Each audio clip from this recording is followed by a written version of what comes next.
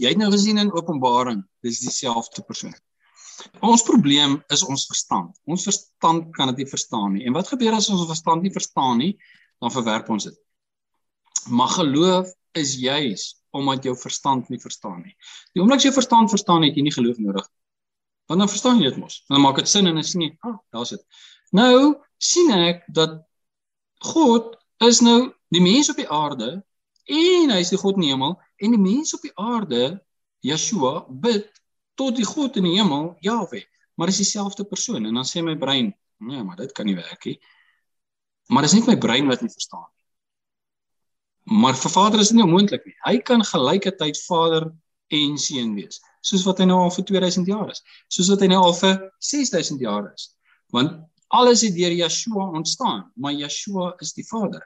Nou net 'n illustrasie om dit te probeer aan ons verstand maak, dat jy nie so min of meer sê, okay, dan gaan vir my so 'n bietjie van 'n liggie op, is, jy kry 'n manspersoon, hy is 'n pa, hy het kinders, so dis wie hy is, hy is 'n pa, maar as hy werk toe gaan, dan is hy 'n dokter, hy is nie pa daar nie, daar kom pasiënte na hom toe, maar hulle sê nie vir hom pa nie, hulle sê vir hom dokter, maar hy is nog dieselfde ou, as by die huis, waar hy pa is, en dan gaan kuier hy naweke by sy kleinkinders, dan is hy oupa, maar sy pasiënte sê nie vir hom oupa nie, maar hy is oupa, en dit is net, hy is verskillende ampte, of verskillende plekke, maar as mens, verskillende tye, maar Vader kan verskillende ampte presies dieselfde tyd wees, so hy kan Vader wees, en hy kan Seun wees, gelykertyd, dis nie vir hom moeilik nie, hy kan dit doen, dis vir ons moeilik om dit net te dink, maar hy kan dit doen, en dit is hoe hy kan wees Vader en Seun gelykertyd. Nou hoekom moet hy Seun wees? Want hy moet vir ons intree as middelaar. Middelaar beteken, as ons bid, ons sê Vader, ek het verskriklike probleem met hierdie ding, en hierdie situasie, en, dan het Vader nie met ons medelee nie, want hy is volmaak, hy verstaan nie probleme nie, het klink my vreeslik as ek dit sê, maar hy was nog nooit in die moeilikheid. Daar was nog nooit iets wat vir my probleem was, dat hy kan sê, ek het slaaplose nagte oor dit nie, want hy is almagtig. Maar dan word hy mens, wat nie kan vlieg nie, hy is tussen ons, hy loop tussen ons, hy sweet saam met hulle, hy word moeg as hy sien verstap, hy sit by die put en hy sê, ek moet eers 'n bietjie water drink, en wat leer hy? Hy leer hoe om mens te wees, om beperkings te hê, dis Yeshua, dis Vader in die vlees, is die almagtige God met beperkings. Hy kies dit. Dis nie vir hom onmoontlik. Toe Yeshua was dit nie vir hom moontlik om te vlieg nie. Maar hy het dit gekies, want hy wil met ons assosieer. Hy wil vir ons kan intree, dat wanneer ek bid, en ek sê, Vader, môre is my 'n verskriklike dag, ek is so benoud oor dit wat gaan gebeur.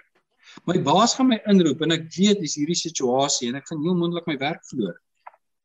Ek bid tot U om my tegemoet te kom, en ek vra dit in die naam van Yeshua. Wat gebeur as ek sê in die naam van Yeshua?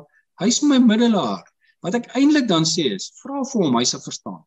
Dit klink vreeslik as ek dit sê, maar hy sal verstaan. Hoekom? Hy was in Getsemane. Hy het self deur hierdie benoudheid gegaan. Hy het self gebid en gesê, Vader, as dit moontlik is, laat hierdie beker by my verbygaan. En nou is ek in die situasie, nou tree hy vir my in, as middelaar. Dis wat hy sê. Hy tree vir my in. Hy gaan na Vader toe en sê, Vader, ek weet hoe dit om benoud te wees. Dis nie 'n maklike saak nie. Vir U is dit maklik, want U is bo elke situasie, maar 'n mens is nie bo elke situasie nie.